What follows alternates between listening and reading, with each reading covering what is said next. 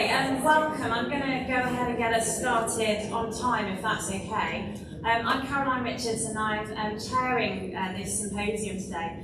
And it feels like we're kind of coming home as a group working in self-injury. We always used to have the final slot on the Gatlinburg calendar. Some might call it the graveyard slot. I'm choosing, having looked at the talks we're going to hear today, to call it the headliner slot. But everything has been working up until this moment. But traditionally, we've always had a focus on self-injury, partly because these behaviours continue to be prevalent, persistent, and really deleterious for children and adults that we work with, but also for their families and communities. And so it's great to have this focus today and to be able to introduce some of the work of our colleagues.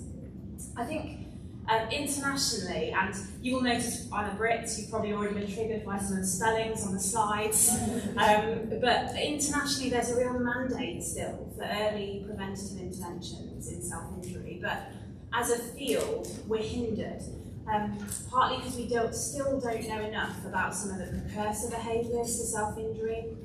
We still don't know enough about correlates of self-injury and how these vary by age and with time. And we also don't have good models of what does it look like to intervene preventatively.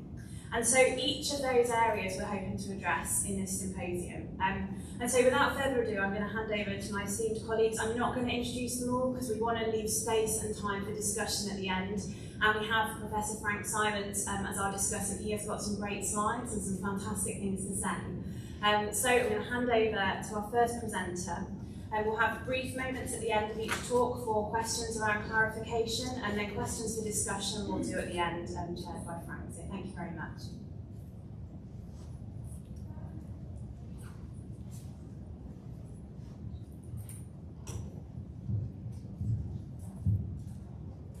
Hello, hi, I'm Emma Worsley, and I'm going to be presenting some data from the infant brain imaging study. And we're focusing today on proto-self-injurious behavior in infants with and without Down syndrome. And we'll start out with a little caveat that if I were to have named this talk today, I wouldn't have gone with proto-self-injurious behavior and would have been a bit more conservative and maybe called it something like self-directed behavior that may or may not massage self-injurious behavior. So, as I'm the first one of this series of wonderful talks today, I'll just start out with a very brief and general definition of self-injurious behavior and what I will refer to as proto-sim because that's what I submitted in the Gatlinburg abstract. So, self-injurious behavior is a category of restricted and repetitive behavior. It's repetitive, self-directed action that can result in tissue damage and is associated with intellectual disability. Proto-sim, same self-directed actions that mirror the form of sim without sufficient intensity or frequency to result in tissue damage and may presage the development of SIB. So, SIB and Down syndrome. Why look at this? Down syndrome is the most common chromosomal cause associated with intellectual disability. Intellectual disability is associated with SIB, and research on SIB and Down syndrome is extremely limited.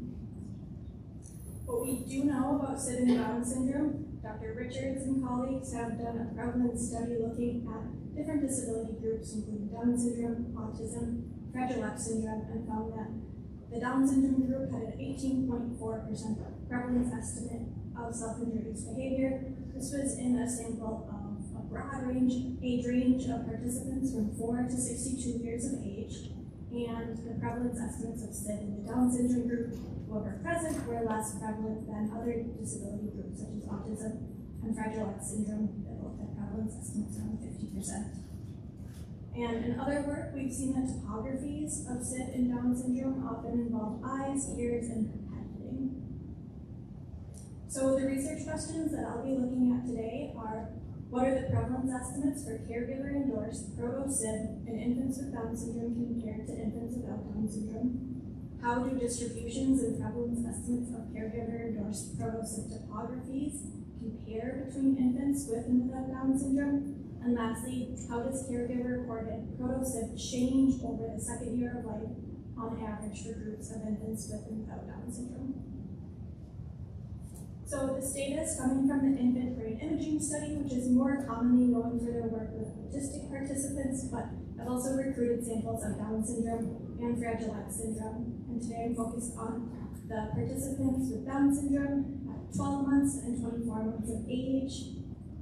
For the sake of time, I won't go into too much detail about the participant demographics, but we had 107 participants at the 12-month visit, 73 participants at the 24-month visit, with about 73% had visits at both of those time points. In each of those samples, the percent with Down syndrome was about 64%. The assigned sex at birth was split pretty 50-50 at both visits, and especially at the 12-month visit, the racial demographics were fairly representative of the nation. And that's one wonderful thing about IBIS is we are recruiting participants from all over the nation with these 4 different sites.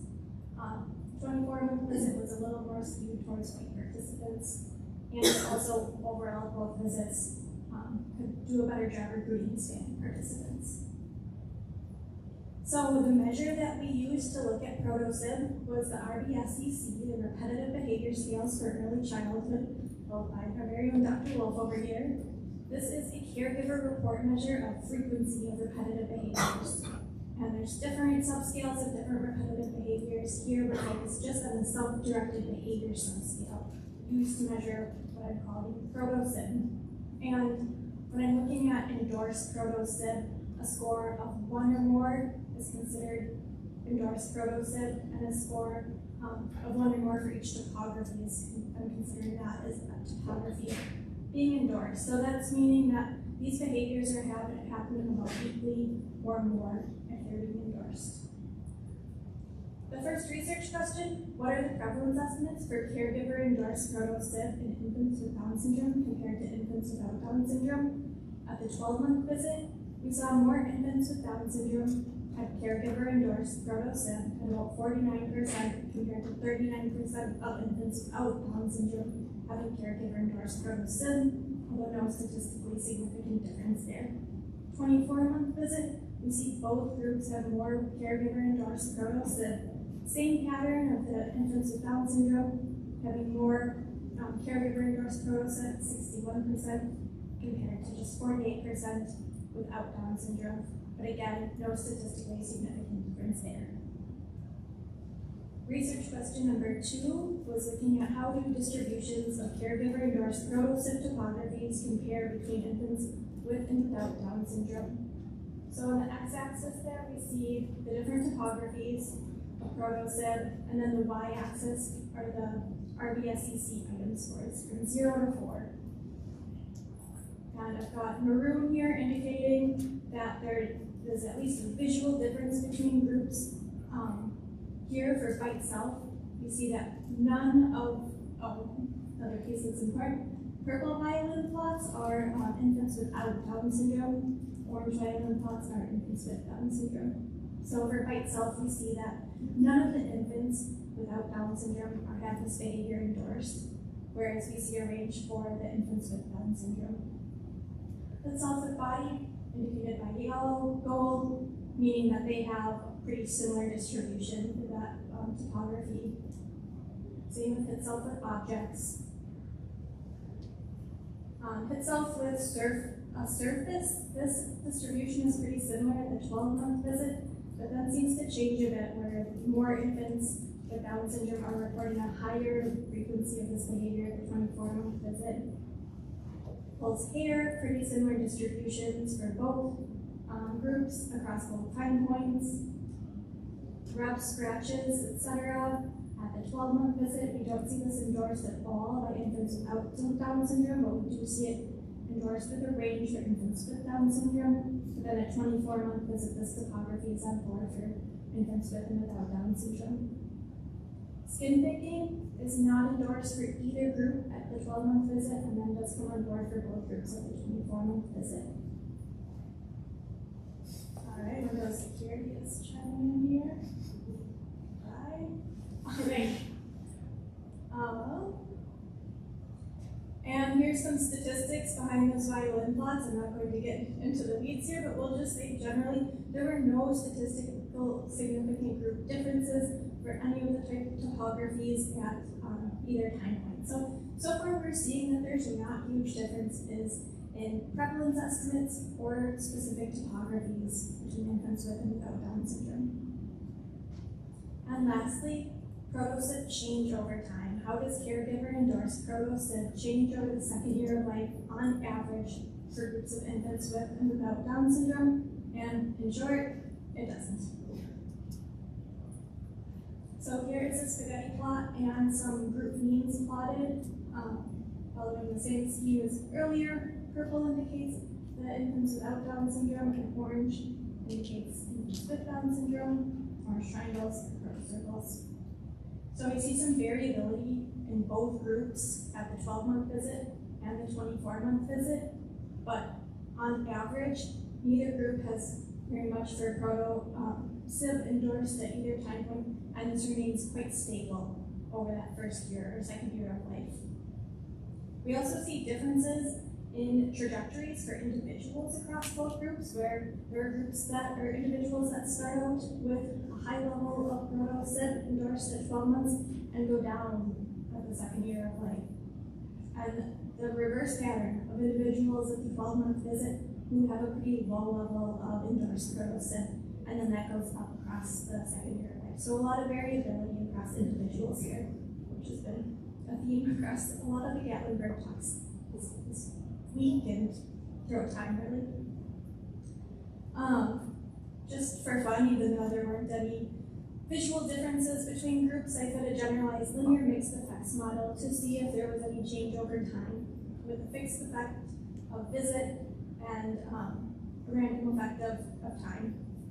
And I fit a series of candidate models. The one with the most support was just a simple model of time, but this model did not provide evidence that time was a significant predictor of change in proto-SIB. There was some support for models including a fixed effect of Down syndrome or a fixed effect of COVID, but these had less support by the key information criteria of the corrected version. So, in sum, this was preliminary exploratory work investigating the presence of proto-SIB in infants with Down syndrome. Infants with and without Down syndrome had similar prevalence estimates of caregiver-endorsed proto-SIB for overall self-directed behaviors and across different topographies that did not change over time. Some limitations and next step were motor differences. Motor differences between infants with and without Down syndrome were not controlled for or looked at in any of these investigations, and these may account for the absence of proto-SIB differences. My thinking here is that motor development, motor skills really afford an infant with the skills to engage in self-injurious behavior, and a delay in motor development may make it so these behaviors aren't possible for that individual yet. So that's an important variable that should be looked at in these studies. Another limitation is that the longitudinal perspective is limited to just 2 time points, 12 and 24 months of age, and a longitudinal perspective with more time points from infancy through school age could really illustrate when these behaviors start to come on board. We do see them come on board for school-age children with Down syndrome. It would be important to identify when these come on board, and if we can see a proto-SIB signal that lets us know that these behaviors are coming on board, and we can intervene before it's a problem for that individual and for their family. And lastly, the development of the clinical utility of the RNCC. This is a great measure, but it can be hard to tease apart the data of these self-directed behaviors. We know that some level of self-directed behaviors are part of typical development, excuse me, and it's hard to know at what point does it become more indicative of something like proto-SIB, and at what point is it just typical development. So there's work being done on that, and lastly, I'll just give a thank you to the IBIS participants, without which any of this work would be possible. The funders, this work was supported by the NIH, and everybody here in attendance during the last lot of talks in Gatlinburg 2025 and sunny San Diego. So thank you all very much for being here.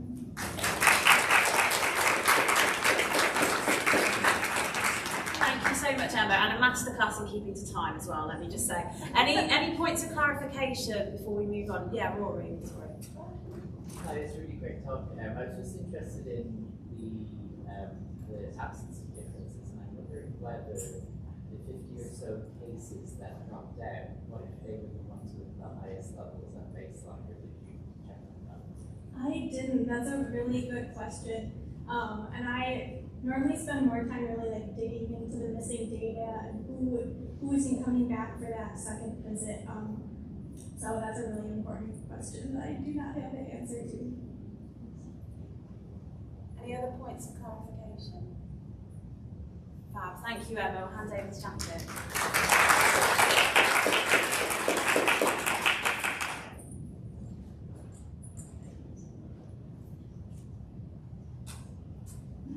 I'm Jacqueline Gunderson. I am coming to you from Mayo Clinic working on a project in collaboration with the University of Minnesota. I'm going to talk to you guys about a project looking at self-injury and developmental profiles in a sample of children with neurodevelopmental disabilities. So we've already got a nice introduction as to, what are we talking about when we say self-injurious behavior. But this is a challenging problem that's experienced across different neurodevelopmental disorders. So it's this behavioral presentation that can look different. There's different topographies. There's also children that experience more severe and interfering with their daily life, and other children that might have a topography or a form of self-injury that comes on board, and then maybe they move away from that behavior. Research does suggest that there's factors, including diagnosis or other individual differences in maybe functioning level, that can associate with self-injurious behavior. But we have a lot of underpowered studies, and still not a lot of work truly comparing the different diagnostic groups. So yeah, we know that it's associated with autism. It is associated with ID, but what does it look like when we compare these groups and individuals with both? Furthermore, when thinking about the developmental factors associated with self-injury, it's commonly thought of, yes, lower cognition, more self-injury, but what else when we think about development? There's a lot of other components there. So in this study, I examined the frequency and the expression of self-injurious behavior across the conditions of individuals diagnosed with autism, intellectual disability, or both, and then looked at the relationship between self-injurious behavior and developmental characteristics, including their physical, their adaptive, social, emotional, cognitive, and communication abilities. The participants were recruited from a larger longitudinal study that was looking at early sensory behaviors in children between the ages of 2 and 12. The children were eligible for this study based on having delays in 2 developmental domains or a noted intellectual disability. All children were recruited through a neurodevelopmental multidisciplinary clinic and had a full multidisciplinary autism evaluation. Our population needed to be able to speak English, Spanish, or Somali.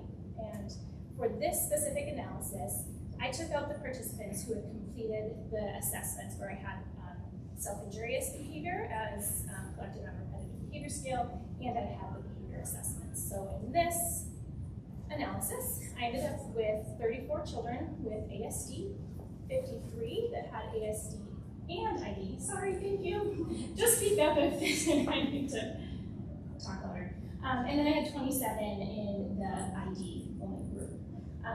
The mean age was around 7 across these diagnostic categories, ranging from 5 to 11. There were children in these groups that had known genetic syndromes. About 10 of the individuals in the ID group had a known syndrome, and 4 in the ASD and ID group. So when we were collecting information on the self-injurious behavior, as you've already heard a bit about, I used the repetitive behavior scale, early childhood. Caregivers are rating on a Likert scale the occurrence of these behaviors. So there's 7 items where caregivers are letting us know, does this behavior not happen, or up to happening weekly, several times a week, daily, or occurs many times a day.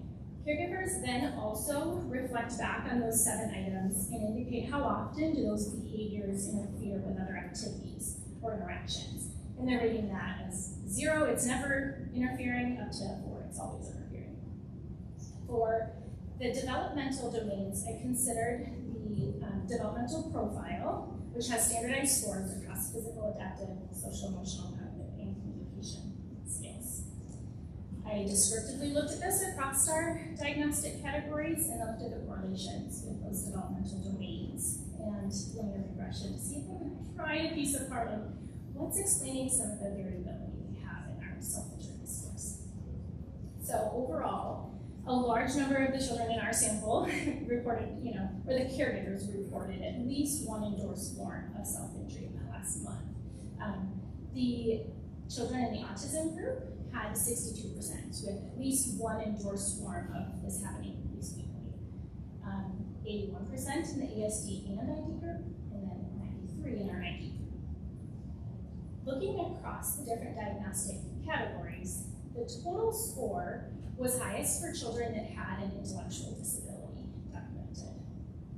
When thinking about those interference scores, they were comparable but slightly higher than in our children that had an intellectual disability noted.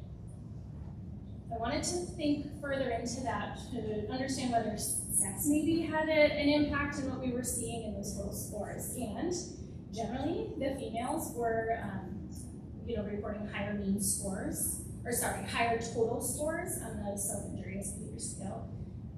That was most pronounced in the ID group. For the interference, very similar pattern there. When thinking about the fact that there were some children that had a known genetic syndrome, there was a lot of variability in what those syndromes were. I just was curious to see, is there maybe some difference or driving those higher scores in the ID group if they have a known syndrome? And actually, the total scores were lower in those with an ASD diagnostic, with a genetic syndrome noted, but the interference of those behaviors were comparable. The topographies looked, variable across the diagnostic groups. So we've got hitting self with objects, hitting self against surfaces, hitting self with their own body, scratching, pinching, poking, biting self, skin picking, and pulling their own hair. In the ones that are actually showing a meaningful difference, it was hitting self against surface and biting self. We saw differences across the diagnostic categories, where the individuals with ASD only were a lower total score in that category. Looking again to see how sex maybe had a relationship there in females, and especially in the ID group, more. I wanted to then jump into what can we pull apart when we think about the developmental profile. So this web here, the blue lines are indicating the correlation that we have between the domain scores on the DP4, where I wanted to really think about how does the total score of SIB relate to any of these specific domains. And overall, there was a slight negative correlation with social emotional abilities to total self-injurious behavior. And this scatter plot just shows that laid out for the different diagnostic groups. Similarly, in the interference rating, caregivers indicating how much this interfered with daily life, the social emotional skill and the communication skill were associated with that rating. Just again, pulling it apart now by the topography, there were only significant associations in the hitting self with body, hit self against surface, and pulling hair. These were slight correlations, but I kind of think it's interesting that social emotional abilities again are playing across these different topographies. I wanted to see, we have some evidence suggesting it's the diagnostic categories. We have some evidence suggesting your just overall developmental abilities impact this. What accounts for the most variability? How do we explain those kids that have the highest scores? So looking at regression analysis, I just wanted to see if any of the domains helped explain more variance in the scores that you're seeing. And really, social emotional abilities was the one thing that explained the variance above and beyond our diagnostic or sex categories.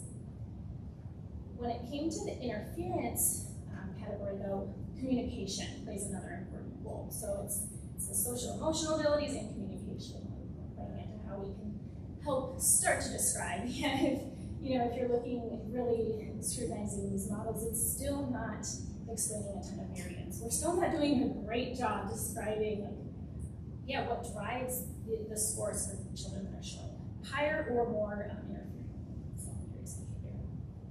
But that same message carried across the typographies as well.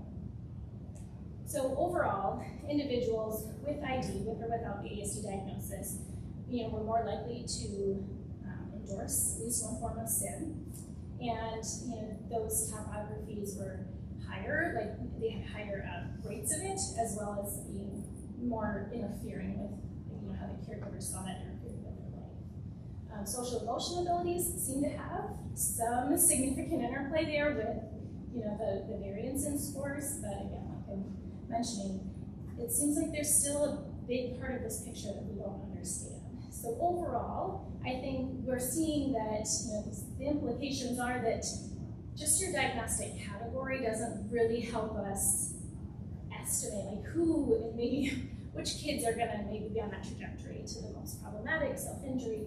We might need to start diving deeper into what are the other characteristics that we associate. Social emotional abilities and communication abilities should be considered, but I think that there's also an interplay of a lot of other things. There's biology, there's family dynamics, and things that I couldn't even look at in this paper or project. So the sample I have is very heterogeneous, even within the ID group and within the ASD group.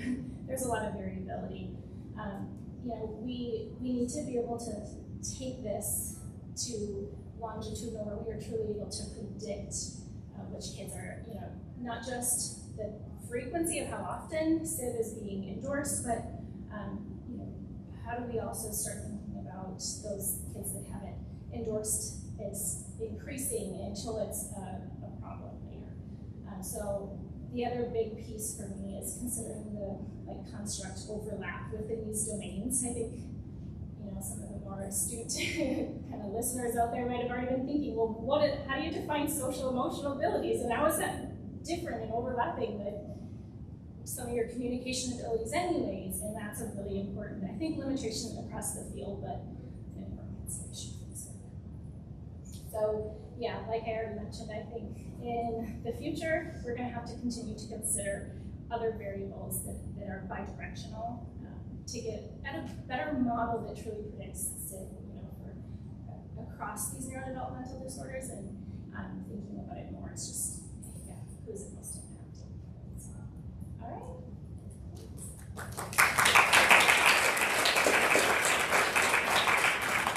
Thanks so much, Jacqueline. Any questions immediately? Oh yeah, sorry, go ahead. How loud can be? Shout today.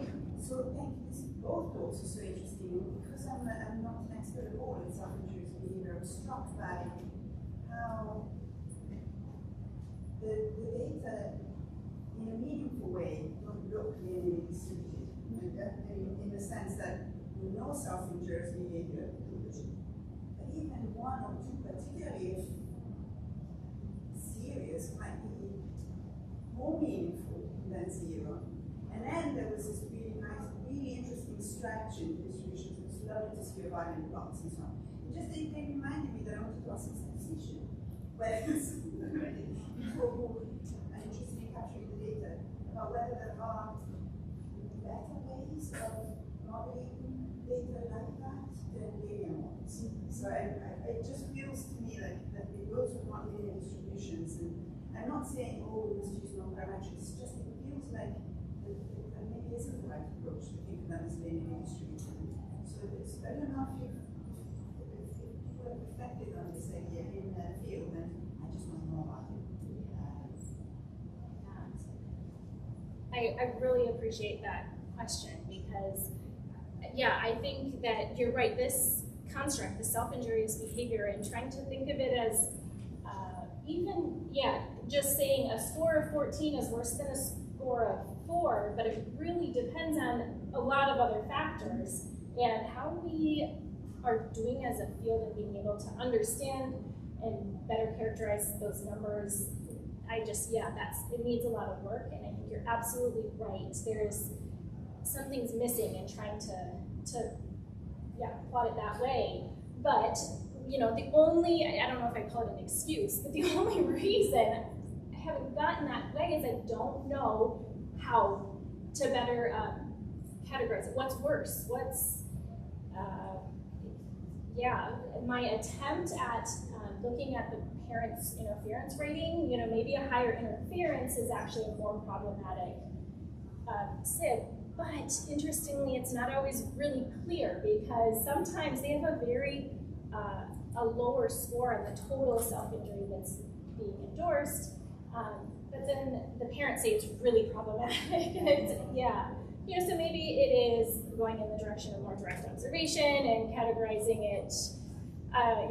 I don't know. Frank's the expert in self-injury. I feel like he's going to have the answer. This is the time for growth. Yeah. But thank you. I think a really good question.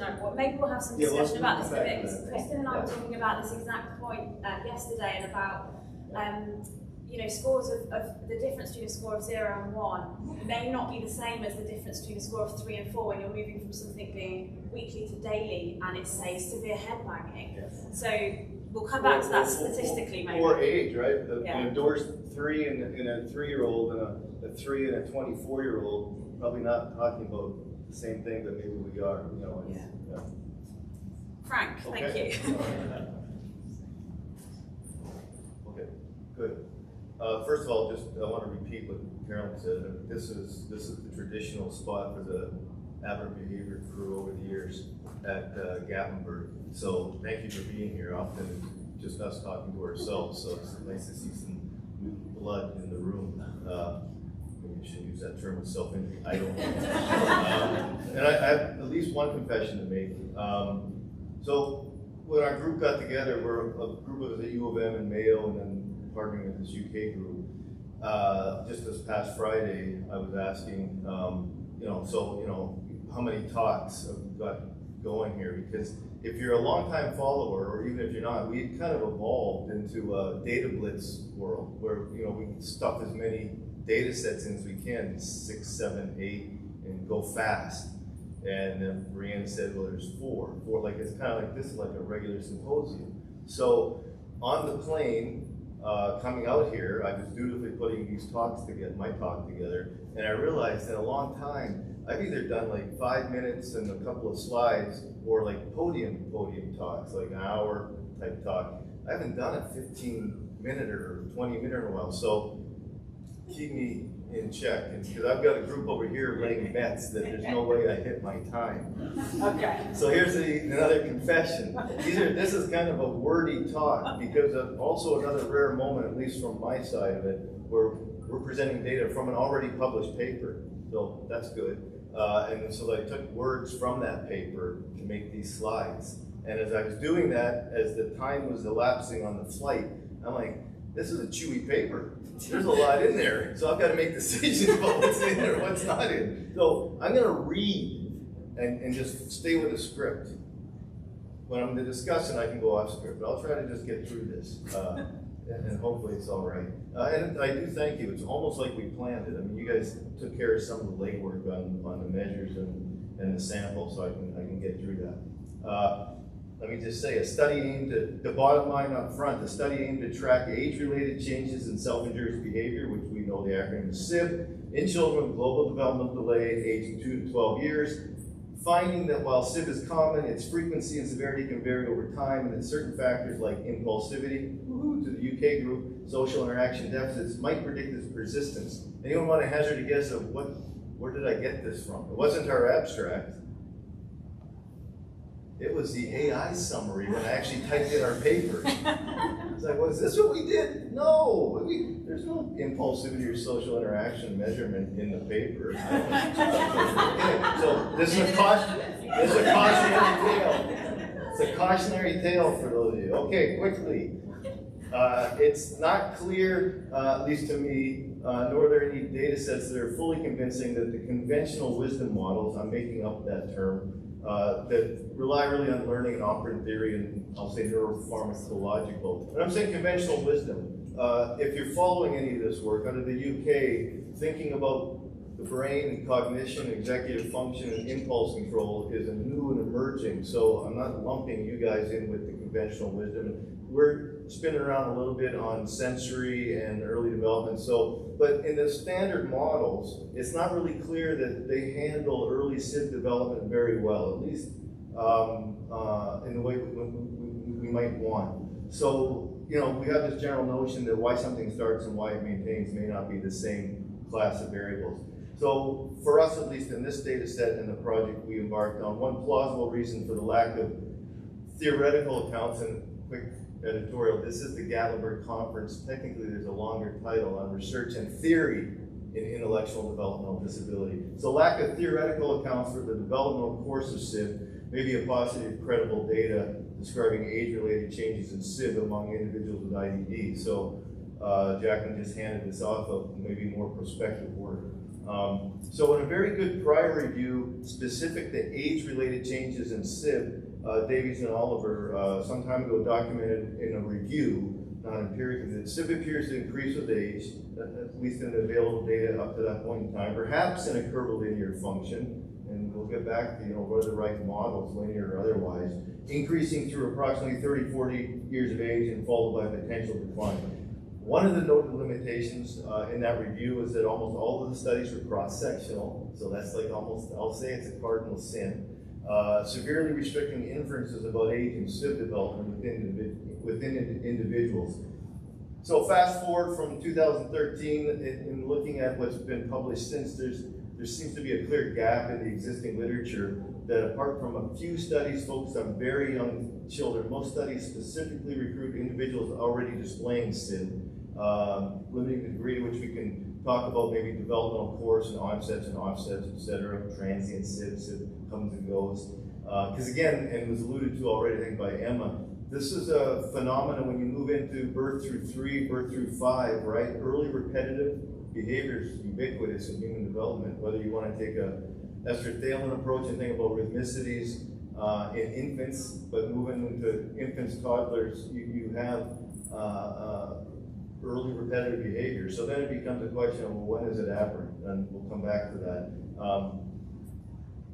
And then, again, of the work done since 13, there's some prospective, fairly small samples, we're guilty of that as well, over pretty restricted age ranges. So our thinking, consistent with others in the field, is that, you know, identifying the causal agents contributing risk factors for SIB development, including developmental risk periods, if there is such a thing, and trying to exploit that concept, would help, could help, may help create comprehensive empirically informed models for SIB risk across the lifespan from a clinical perspective. Knowing about age-related changes in SIB prevalence could inform resource allocation and service provision. So the specific purpose of this study data set was to report from a relatively large, very heterogeneous, and you've seen elements of it already from Jacqueline, sample comprised of children with developmental delays who were prospectively followed with repeated SIB measurement across time.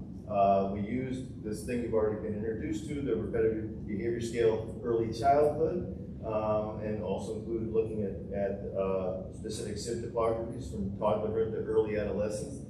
Tested for significant linear or curvilinear associations between age and caregiver-reported SIB scores, and whether these associations differed based on ID status. With this heterogeneity, you know, we'll try to make it work for you with respect to cognitive ability, and we had a nice breakout on a DP4, I'm going to mention in a moment. We tried to evaluate the degree to which age-related changes differed among children. We end up grouping into a mild and profound ID with kids that were no or very mild ID. I should have said moderate to severe or profound ID, and then mild or no ID. So I think I can pick up time here. This is a sample that's just the same coming out of Jacqueline's, where we've been going for quite a while with colleagues at Mayo, prospectively recruiting the sample. In this particular data set, I got us down in that second paragraph there to 2 assessment time points that minimally we had, and we had dropped 1 there. So I think this is a final end for these analyses of 110 participants, most male, almost many of the sample are diagnosed with ASD, etc. So this is great. You already know the RBSEC. We used it. Next slide.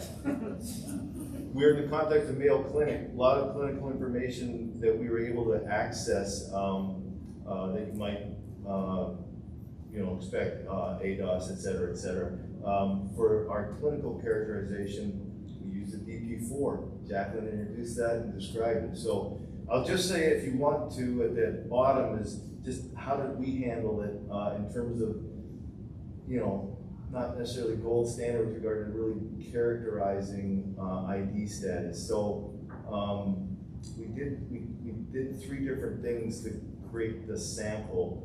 If there's a diagnosis of moderate to profound intellectual disability or cognitive impairment in the medical record, that was okay into that side. Previous formal cognitive testing in medical record, IQ of 55 or below.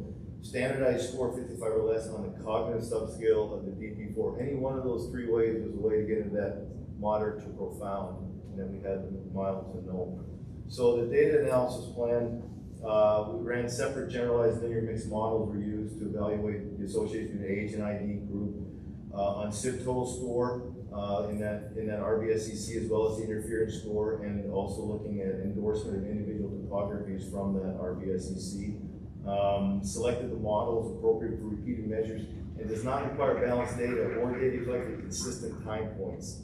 So, this is not unlike the IBIS crowd where, a 12-month, 24, and it's clean even within a month or 2 and you decide. It's much more inconsistent in terms of being the time points where we're seeing families and kids. A full model was fit for each outcome that included a term for random, participant level intercepts, and fixed effects on age, in months, and degree of ID, no mild or moderate profound. The interaction between age and degree of intellectual disability to evaluate whether age-related changes differed amongst the 2 ID groups. And back to that Davies and Oliver's 5 minutes, age-related changes in that review paper that may be curvilinear. So we looked at that and then included terms for ages, linear, quadratic, and cubic effects in the initial model. We used backward elimination to identify the most parsimonious model for each outcome. So to the data. I don't think Adele Diggins here, but these data sets just give her fits of it's messy. So these what you're seeing, to orient you real quick, is these are observed, so from the measure. And on your left is go down left column for the 2 boxes is the quote normal to mild ID, and then going across is the SIB total score in that top half, and then the bottom is the endorsement on interference.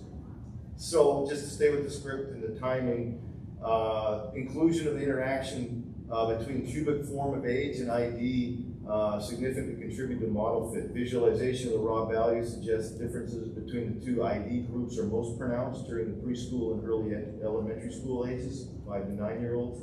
Both groups show potential increases at the oldest age, although the very small number of participants with data collected at age 12 warrants caution in the way we're looking at that. The predicted trajectories, so you're looking at your top is ID status is red is our normal to mild, and blue is the moderate to profound ID. Top is the RBS EC total score, and then interference on the bottom. So again, the interaction of the cubic form of age and ID status significantly contributing to model fit. And then just quickly, the age-related changes we looked at in SIB topography. 2 topographies showed evidence of age-related changes, rub, scratches, pokes, pinches, that form of those forms of self-direction. Behavior showed evidence of an interaction between quadratic effect of age and ID status. I'll just let you kind of ponder those pictures rather than me supplying the words. But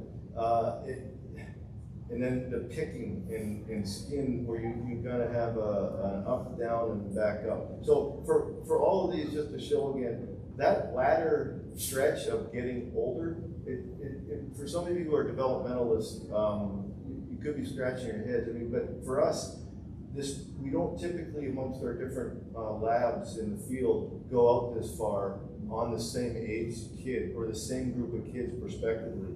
So we're excited about this. We're just trying to figure out, like, is there kind of a thing going on in early childhood, but then again in adolescence? And we know that's consistent in developmental psychopathology literature for phenomena called non-suicidal self-injury and risk periods. So I'll just quickly summarize and be done on this part of it. So the trajectory of SIB scores across age, best estimated by the interaction between intellectual functioning level and a cubic effect. Children with no or mild were estimated to have SIB that decreased until approximately school age, and then we see this little uptick. Again, remember, it's just a few kids out there at 12. Whereas the individual with more moderate to profound ID, SIB's there early when it is, it's relatively stable, and then also starting to be trending into adolescence. I will tell you that there's not a lot of work in this area, so for us ourselves too, of trying to interpret these in relation to what others have shown has been rather difficult. Again, we wonder about the adolescent period. No one really spent a lot of time in that space for this problem for individuals living with intellectual disability. So I've said that made that other point. Let me just acknowledge a few shortcomings among many. They came at different ages, different times. Likely we have cohort effects, the recruitment strategy, again, different times, different ages. These kids probably differed in myriad unmeasured ways that we're not aware of. We might and would expect developmental patterns of SIB to be quite different in known genetic syndrome, Flesh-9, et cetera, so we want to be aware of that. We didn't collect systematic information on the types and intensity of supports and services, and that's relevant just at an academic level of thinking about the scientific side, less the service side for this point of whether kids are receiving different kinds of supports, and if those are effective, that's going to change, quote unquote, their trajectory or when we show up to measure. This is, for us, a pretty large sample, but the assessment data at each age was small, these are very large confidence intervals around these at the different age marks. We are not positioned to follow children all the way through adulthood, so it's difficult to know whether we can get away with using terms like peak and decline, because we're not fully cross lifespan. So we're trying to get a competitive renewal to keep going and follow these kids for another 5 to 6 years. And this is a very incomplete characterization of the full sample in terms of the way we got it, ID, et cetera, and we just want to acknowledge that. So I will stop. There's a picture of young Frank and Bill McLean and our rock star Susan Hepburn over there at the last Gatlinburg that was in Gatlinburg. Thank you very much.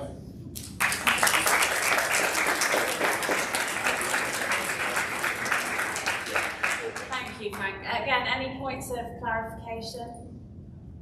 If not, we'll hand over to our last presenter duo, so to Caitlin and Lauren, to hopefully bring us into intervention, and then back to Frank for a discussion.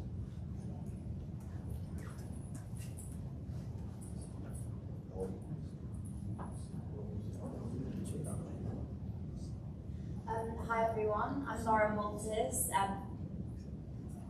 Still Lauren Walters, but I'm a bit louder now. From the University of Birmingham, and this is my colleague, Dr. Caitlin Williams. And today we're going to be presenting a study. It's a 2-phase study assessing the implementation of early intervention for behaviour that challenge, specifically in NHS settings. And so it's a 2 for the price of 1 presentation. You've got 2 of us and 2 studies in 1. So I'll start quickly with the rationale, and then I'll present study 1, which was with children aged 1 to 8, and Caitlin will present the second iteration of the study, which was children under 3. And so self-injury sits under a wider umbrella term of behaviours that challenge, alongside aggression and destruction of property.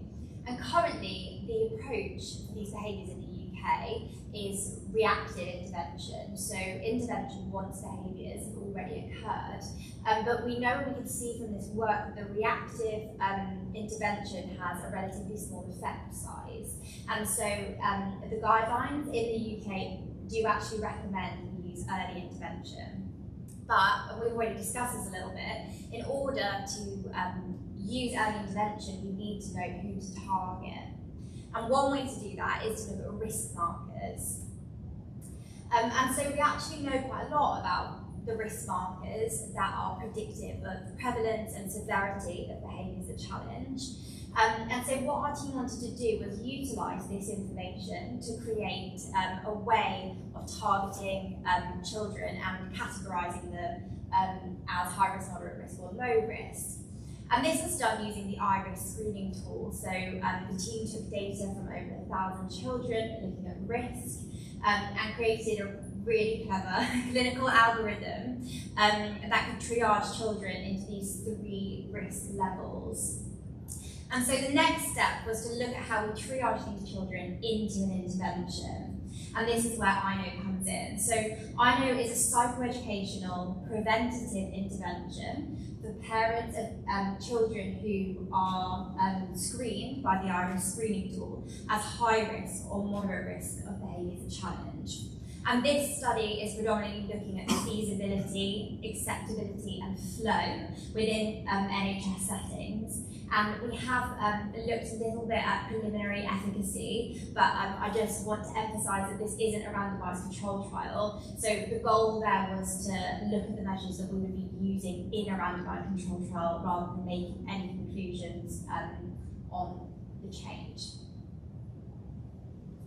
Cool. So I'll take us a little bit through what the I-know intervention actually entails. So the I-know intervention, as Lauren said, is targeted preventative psychoeducational intervention for groups of caregivers of children screened as high risk or moderate risk. It's all informed through the operant conditioning model and behavioural theory. So in terms of the high risk group, this involves a healthcare professional-led workshop with around 6 to 8 parents. These are facilitated either in person or online. The group involves watching a 10-minute video. It involves doing around 40 minutes of discussions and tasks and activities using an information booklet and activity workbook. In terms of the moderate risk group, they get all the same materials, but they get them sent to their home address, and they complete all of these tasks independently at home. But a research system gives them a call once a week to check in, see how things are going, and answer any questions they might have as well. So in terms of the modules that we have then, so these are the 6 weeks that we go through in the intervention programme. So module 1 is an introduction to difficult behaviour, where we think about what these behaviours and challenges might look like for these children and help families to identify this. Module 2 is understanding functions of behaviour, so we use the antecedent behaviour consequence framework to understand the triggers and consequences of functions of behaviour these children might be showing. Module 3 is about teaching effective communication, so we use behavioural principles to introduce and reinforce the use of different communication aids, so things like using objects of reference, picture cards, and things like that. Week 4 is about overcoming barriers to communication, so we discuss those as a group. We also think about things that might come up in the future as well, rather than barriers that might be affecting parents right now whilst trying to introduce these communication aids. Weeks 5 and 6 all about internal factors that might affect behaviours, so things like pain and discomfort, sleep, anxiety and low mood. And so caregivers of children aged 1 to 8 with confirmed or suspected developmental delay were recruited into the study by NHS centres and special educational needs schools. So these families were on wait lists for neurodevelopmental paediatric services in Birmingham, which is where we live. And we sent out 845 recruitment letters to families, and 165 families got back to us with that screening data, which represents about a 20% recruitment rate, which is similar to other studies that we've looked at that are doing a similar thing. This data is taken from the participants who took part in the intervention itself, and the main thing to say about this is it was really representative of the area that we were working in. In terms of measures, we used pre and post questionnaires. So we looked at parent self-efficacy, some well-being measures, illness perception questionnaire, and then those topographies and behaviours that challenge, and this was all parent reported. So they were taken before and after the intervention, and then we had a couple of additional measures to look more at acceptability afterwards. And then to give a bit more depth to that, we also had semi-structured interviews, which were really key in the kind of part of the study where we really developed the materials to then move on to the study that Hayden will talk about. So 165 families were screened, as I said. 72% of these were high risk, which was a lot more than we anticipated. And of these, 72% then went on to consent intervention, which represents a 50% retention rate. And this table shows the flow from the risk screening through to the intervention. And our main reasons for dropout was predominantly caregiver burden, so things like unexpected appointments, childcare wasn't part of the package that we could offer, which again we see a lot in this kind of work.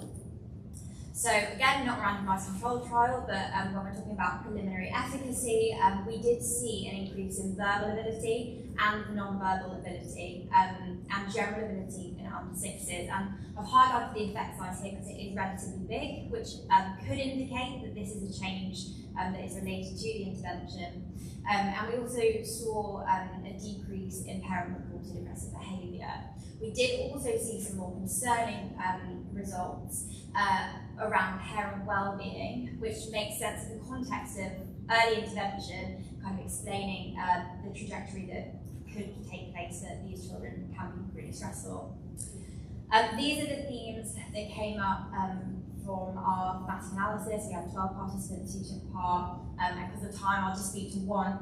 The need for community, so parents talked about this being quite an isolating experience, having a child who has developmental delay. One parent said you don't get a lot of chances to meet other people who are in the same shoes as you. Just hearing other people's stories is so helpful. So when we're thinking about parent well-being, we realised we really needed to think about how we use the group nature of these interventions to create communities for these families. So I know I'm rushing through, but we have the iron under 8s, that's done. We went through this kind of period of development, so we recognised that we needed to focus on parent well-being more, but also that actually for this to be truly preventative, we need them to be a little bit younger. And it was really amazing. We kind of fell into a funding opportunity. Birmingham City Council came to us and said, would you consider doing INO with younger children? And we said, yes, that's perfect. And that's how Caitlin comes in. So, as Lauren said, and as the families have been telling us, it's clear that they need this intervention earlier and it needs to be more proactive in targeting these families to ensure they're truly preventative. So we did take a slightly different approach in terms of recruitment for this study. Because the children were so much younger, we were going through we utilised mass mail-outs in community paediatric settings. So we were, these are also in areas with a particular high LD needs as well. So that's the approach we took. We were also visiting some stay and play sessions and handing out leaflets to parents and carers as well who had confirmed or suspected developmental delay. So using this sort of method instead, we approached around 4,012 families, quite a lot of families, and 187 completed the eligibility screening as well then. And then 22 parents in the end have, well, so far, sorry, I'm getting myself all mixed up because it's 11 p.m. at home, bear with me. We're still in the process of collecting this data at the moment. But so far, we have 22 families who have consented and who have completed pre and post questionnaires at the moment. And I've got some demographics on the right-hand side to just show again that it's representative of Birmingham in the UK. I think it's also nice to note that we've got 18% male parents and carers taking part as well, which is really nice, and we don't see that very often in sort of research that we do. So, in terms of our results so far, in terms of people who have completed this eligibility screening so far, we're seeing a bit of a significant reduction in families who are coming through as clinical high risk, which is nice and promising that we are reaching some of these families earlier as we should be. So, of the families who are, so from the 4,000 families who've been approached, 187 were screened, and this is like a 4.7% recruitment rate. Which is quite low, but I think it's what we're expecting when we're going through community paediatrics, and because these children are so young as well. So we're planning to do 12 workshops, 7 so far have been completed, we've got 1 workshop ongoing, and 4 are planned for the future. We're planning to do 5 of these in person and 7 online, although at the moment we're seeing less families take part in the in-person groups and more families taking part online, but families did speak to having that flexibility of having the online option as well in the first phase of the study. And then I thought I'd give you a little snippet of the results we have so far. So as part of the eligibility screening, parents asked how frequently does your child show the following behaviours from never to very often. And from these families who are families and parents who are families of children who are in this clinical high risk group, we're still seeing quite high rates of aggression and destruction of property and quite a substantial proportion of self-injury as well. So I think that's important to know, and just a little summary to give you. So a little bit in terms of our discussion then, in terms of our key findings, we're seeing from the first study that screening and intervention were moderately feasible and are highly acceptable in the NHS settings that we're working with. But from what families have told us, getting this intervention earlier is better for them, and that's what we're working on now. So this is quite an exciting shift, radical shift I put in service delivery in NHS settings, and we hope that this will have a real impact on long-term human and financial costs. And one thing we really like about the study is it's community-based and it's already embedded within services. So when we have safeguarding concerns or need to signpost, we're there and placed in the space that we need to be for families. But also this possibility of long-term connections, thinking back to the community point and the thematic analysis, we have some families who made WhatsApp groups and have been able to stay in contact. So we're hoping that that will be a protective factor really for those parents' well-being. A little bit in terms of our limitations and barriers. There is a lack of follow-up data for that first phase, and longitudinal data is required. But for the second phase, we've just received ethical approval to follow up these families 3 to 6 months after taking part in the intervention. So that will be really promising, and watch the space for those results as well. As Lauren said earlier, we weren't able to offer childcare support, which might have prevented some parents from taking part from some particular demographics. And also parent wellbeing outcomes need to remain a focus in future trials as well. So we've established feasibility in this study, but we need to establish effectiveness, and so randomised controlled trials is what we're aiming for next. Also looking at training NHS practitioners, so making sure that the legacy of I know goes beyond the interventions that we're running. And finally, is this generalisable and useful in other areas around the UK? So that's our next steps, and I'll hand over to Frank because I know he's prepared quite a few slides for discussion. No, Frank, it's also the end of my presentation. Thank you.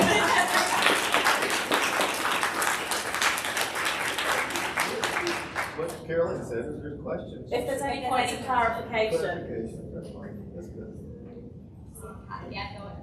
I know this discussion will be taking your time. No. I just had 2 quick questions. I was just wondering, did you manage to get any data about who didn't sign up? Because I'm curious about, is it that they didn't need it, or is there something in the data about barriers or reasons why people aren't engaging when they might need to? And then the second one was just about retention rate. What is retention rate like once people signed up? Yeah. 2 quick questions. So the first one, we weren't able to collect data on who didn't, but we worked with a speech and language therapist who was delivering the intervention with us, and there was a lot of conversation about it's only available in English. It's a really diverse area. I think that's a massive thing that we need to be considering. But yeah, it would be brilliant to know, because we want to target those families, right? Like those are the ones we want to reach.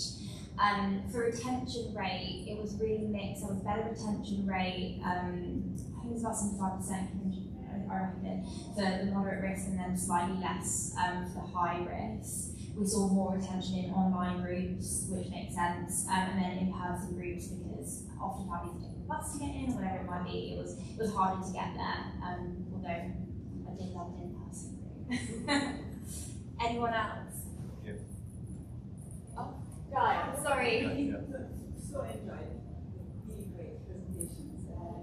So again, I know nothing about this field. What kind of activities what were the impacts like that you were recommending? And self-education, but it's less what the elements of the activities are.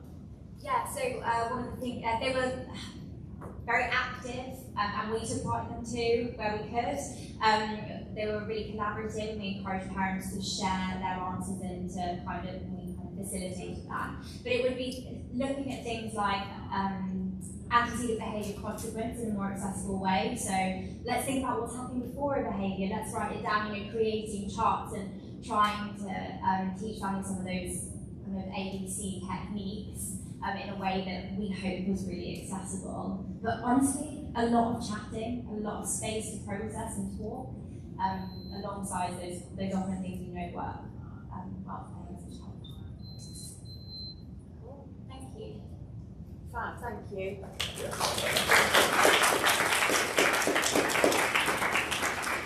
Is it already queued up? Okay, good. All right. Thank you. So, just two things. I mean, last time I was doing something, it was like you could choose your own adventure.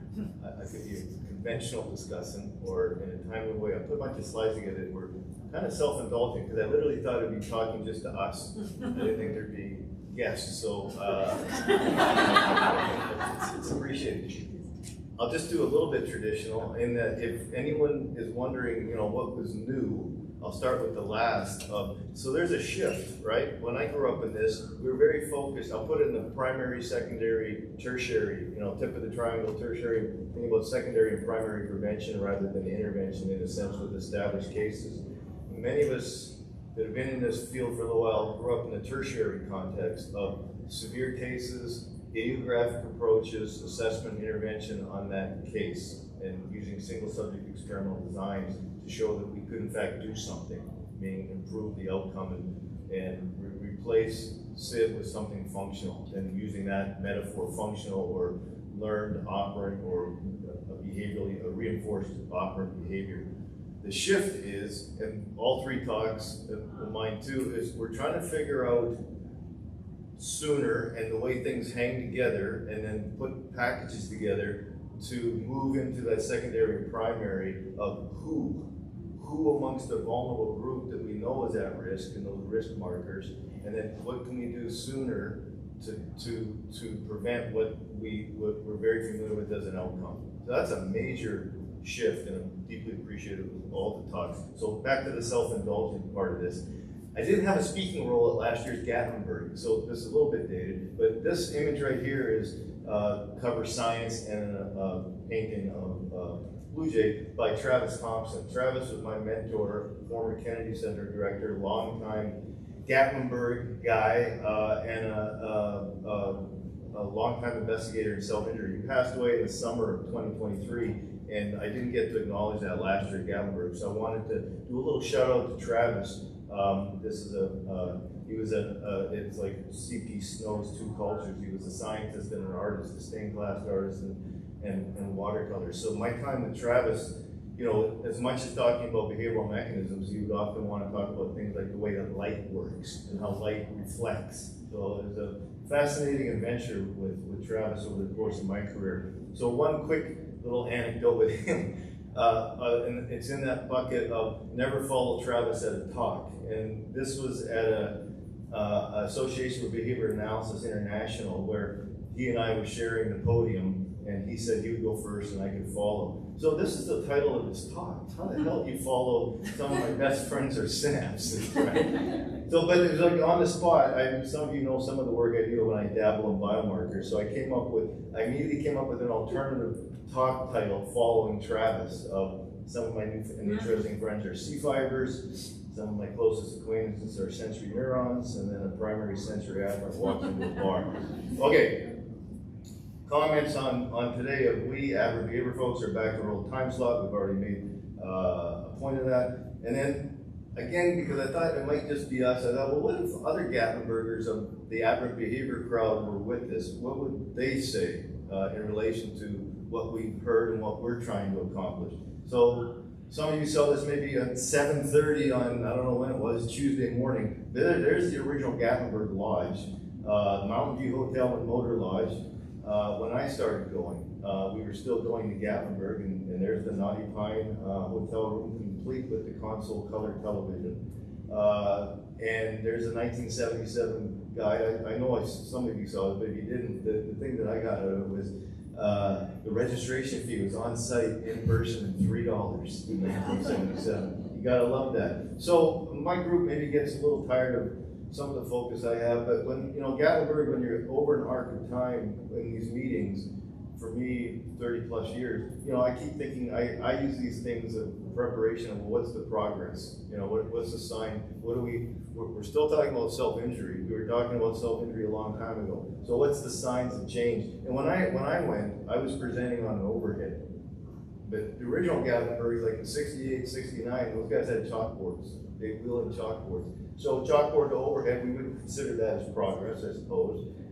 So I dug up in the 77 program. They had a symposium, Huff House, that's like Harry Potter stuff going on right there. The Huff House Symposium on, quote, benign forms of managing self-injurious behavior. Steve Schroeder, the moderator. And so I put that, you know, 1977, and we're 2025. So, you know, we just heard on proto-self-injury, self-injury developmental profiles, prospective characterization, feasibility of preventative intervention. In 77, a couple things to note with Steve's group, 3 of those talks are at centers, so large residential facilities, and a lot of the work that got done to lay down the tests of the idiographic, inductively driven model and applied behavior analysis specific to self-injury and other forms of behaviors that challenge were done in these centers. And there's some obvious strengths of it, and some weaknesses too. But the focus in 77 was very much of discovery showing that we can measure it by counting it and relating it to the ABCs, right? And so we're still doing that. But we're just trying to shift of who should we be doing that with and when. So just my little digression on thinking about theories of scientific progress, that there's fairly unanimous agreement that science is a progressive discipline, right? The nature of progress, though, remains in dispute. So I've been reading this over and over, you know, again on the plane, not my best graphics there.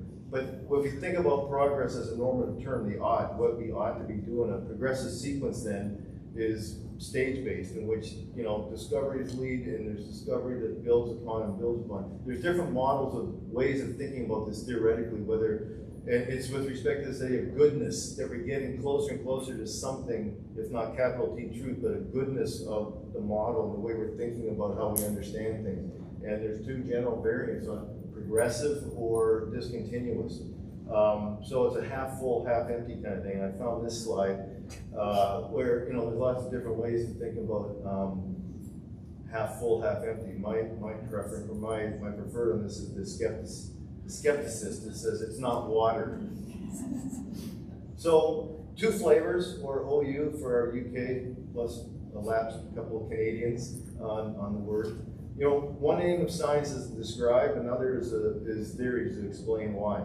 So research on SIB, you know, I had it, has it, question mark, or it has, you know, what's our evidence of progress? That we passed through several stages, certainly the early stages, if you go back to the 50s and 60s, if not before, there's a lot of rich case descriptions.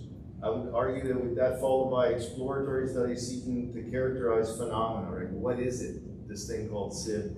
Then progressing to studies with greater methodological rigor, control baselines, more refined measurement techniques, we can control it. Then progressing, question mark, to parametric-like studies of parameters, appraising, investigating the role of various variables and their interrelation involved in the SIB. You keep doing that. I mean, so but we're progressing, because without that work, we don't get to this work. So somewhere in there, there's something, I don't know if it's incremental or discontinuous, but it seems to me it's not controversial to say there's been considerable growth in knowledge of the properties and relations about SIB and IDD, growth in knowledge of mechanisms, increased precision of measurement, and in that sense, increase in our scientific knowledge. So maybe though it's that descriptive sense of science, right? So where I get stuck a little bit back to making a point of this is a conference on intellectual developmental disability on research and theory. Does this aggregation of knowledge hold true in the same way for the ways we're theorizing and the hypotheses we derive about the relations and properties?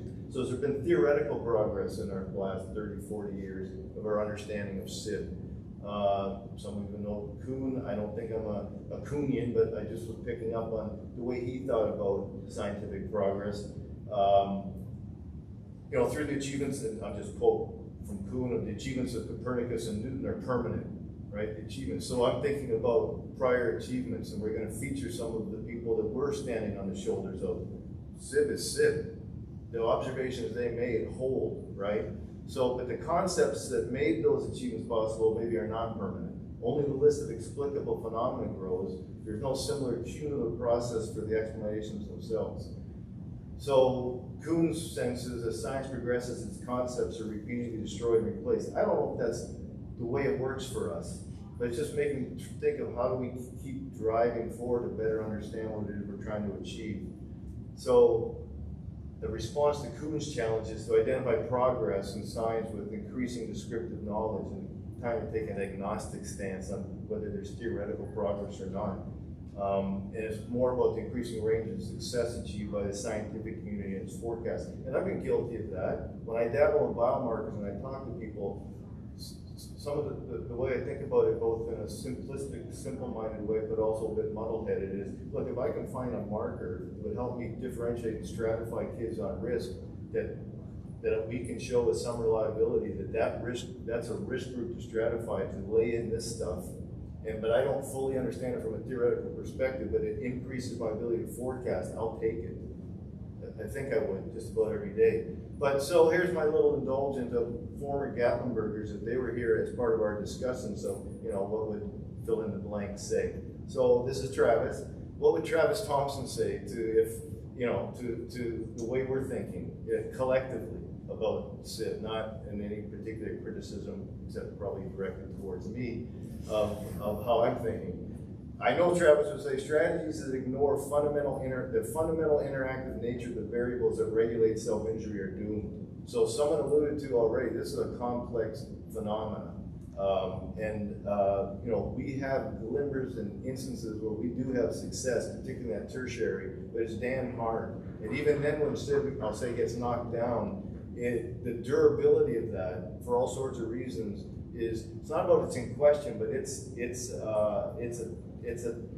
a daunting premise to keep the promise of that SIB is cured. We don't usually think about it that way.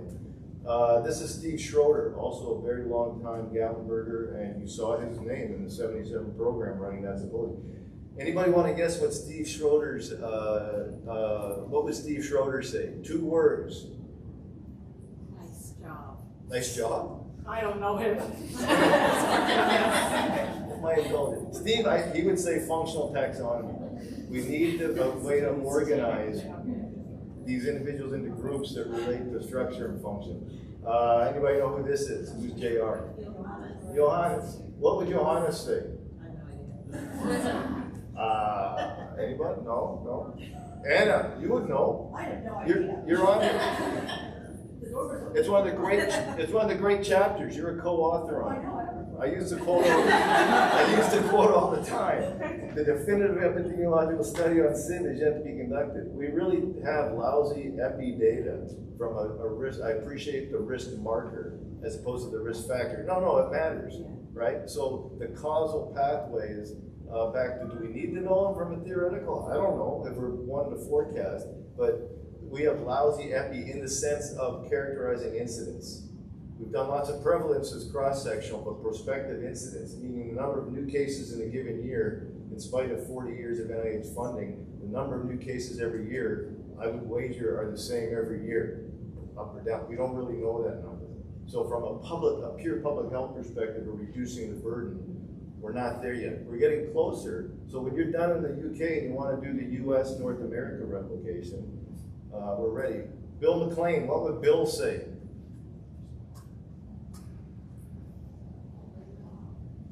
What? Don't be shy. Well, he would say that. He would also say split, don't lump, and think in a continuum, not categorically. Anybody know who this cat is? That's Gersh. You should know Gersh. Who's using the word proto?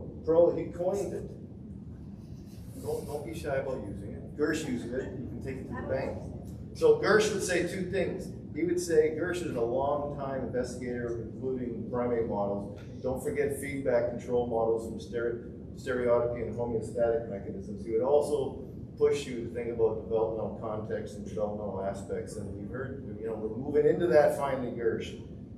Jim Bodfish and Mark, what would they say? Mark Lewis. You've got a thought, Carol. What would they say?